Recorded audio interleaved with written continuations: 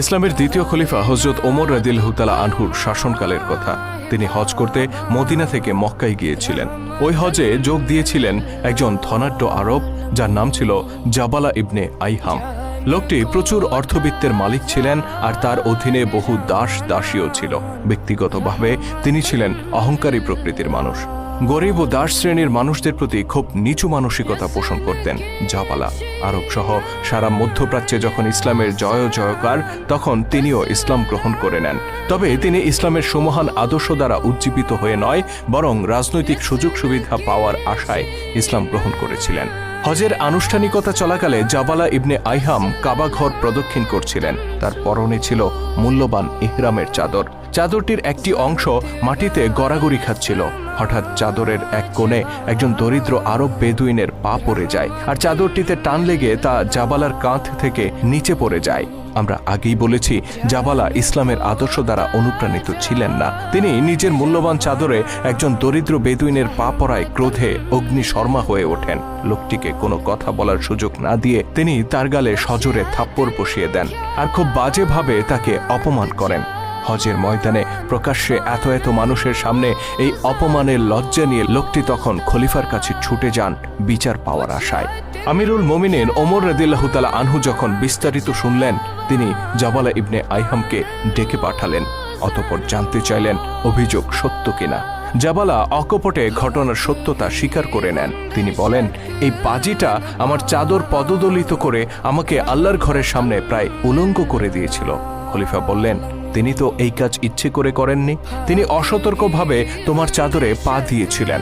জাবালার কণ্ঠে তখন ফুটে ওঠে জাহিলি যুগের অহংকার। তিনি বলেন, তাতে কি? সতর্ক কিংবা অসতর্ক, যে অবস্থাতেই সে আমার চাদরে পা দিক না কেন, তাকে এর শাস্তি পেতেই হতো। কাবা চত্বরে রক্তপাত নিষিদ্ধ, যে কারণে আমি নিজের ক্রোধকে সংবরণ করেছি। নয়তো আমি তাকে থাপ্পড় দিয়ে ছেড়ে দিতাম না, বরং হত্যাই করে ফেলতাম। জাবালা ইবনে আইহাম ছিলেন একজন প্রভাবশালী ব্যক্তি। হযরত ওমর রাদিয়াল্লাহু তাআলা আনহুর সাথে তার সম্পর্ক বেশ পুরনো। অন্যদিকে বেদুইন লোকটি ছিল হতদরিদ্র। তার সাথে হযরত ওমরের পূর্ব থেকে পরিচয়ও ছিল না। কিন্তু মুসলিম জাহানের খলিফা এসবের পরোয়া করলেন না। তিনি শান্ত কণ্ঠে বললেন, হে জাবালা, তুমি নিজের অপরাধ স্বীকার করেছ। এখন বাদী যদি তোমাকে ক্ষমা না করে, তাহলে ইসলামের বিধান মোতাবেক তোমাকে শাস্তি পেতে হবে।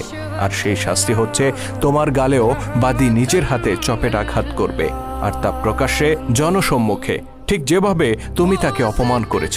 খলিফার এমন রায় শুনে জাবালা স্তম্ভিত হয়ে পড়লেন। তার কাছে এটা রীতিমতো অবিচার মনে হলো। তিনি বিস্ময়ের সাথে বললেন, আমি আরবের একজন সম্ভ্রান্ত ব্যক্তি, এককালে রাজা ছিলাম আমি, আর ও এক চাষার বাচ্চা।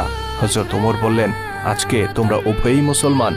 জাবালা উদ্ধত কণ্ঠে বললেন, যে ধর্ম রাজা প্রজায় পার্থক্য করতে জানে না, সম্ভ্রান্ত আর সাধারণ মানুষকে এক পাল্লায় মাপে, আমি সেই ধর্মের অনুসরণ করব না। ওই চাষা যদি আমাকে থাপ্পড় দেয়, তবে আমি ইসলাম ত্যাগ করব।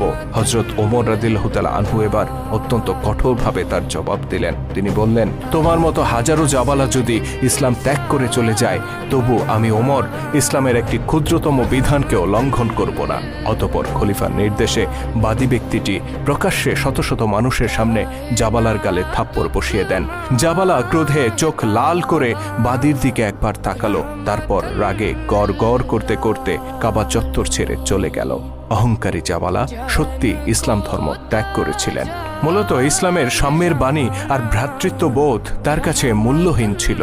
বরং আরবের জাহিলি সমাজে সম্ভ্রান্ত ও প্রভাবশালী ব্যক্তিরা যেসব সুযোগ সুবিধা ভোগ করত, তার কাছে সেই প্রথাই উত্তম মনে হয়েছিল।